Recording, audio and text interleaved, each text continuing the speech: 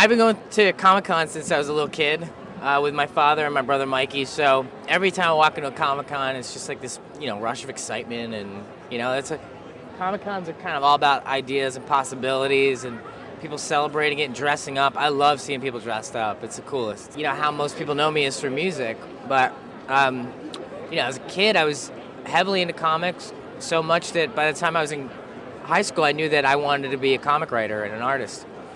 And when I graduated high school, I went to SVA, graduated from there. My major was cartooning, interned at DC Comics, got involved in animation for a little bit, and then started a band after 9/11. I mean, the story is pretty, basic, But I missed comics and writing and art so much that I had to get involved in something again. Umbrella Academy, it's a postmodern superhero story. It's not a superhero comic, basically. It's a story of 7 extraordinary individuals raised by a closet space alien poorly to save the world from nobody knows what. Their father passes away to a heart attack. They're just kind of scattered, all over the world and all over this city, this nameless kind of city.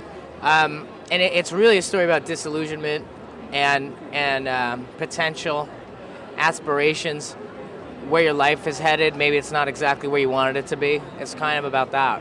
If it took us 4, 5, 6, 7 series to find an audience, we would have kept going. And I know Dark Horse would have, which is why I went with them. Scott, as an editor, believes in the book so much he would have stuck with it that long too. So a second series was always planned. The exact story of that wasn't. But we're announcing this basically here. And hopefully, we get to talk about it now. It comes out in November. Comic shop retailers and owners, mom and pop shops were so excited about the book because now they were now getting a whole different type of audience into their stores, reading American comics. A lot of the kids and the fans I met the very first day of the signing said, "This is my first American comic," and I was floored by that because apparently they all read manga, which is great, but they all go to bookstores to get that manga, though. And so now they're coming into comic shops because it's the only place to get Umbrella.